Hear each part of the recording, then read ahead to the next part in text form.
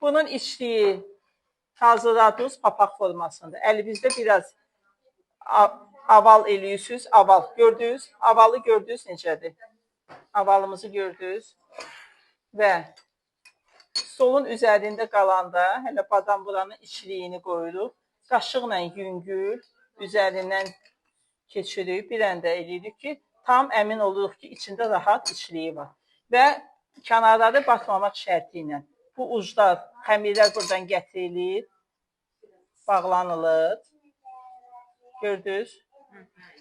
Bu qatdalandı buradan, bağlandı. Üzünü çörürük. Üzünü çörəndən sonra iki barmağımızla, bax burada, gördünüz? Bax bu cür formanı verib, gətirdik, əlimizlə forma veririk.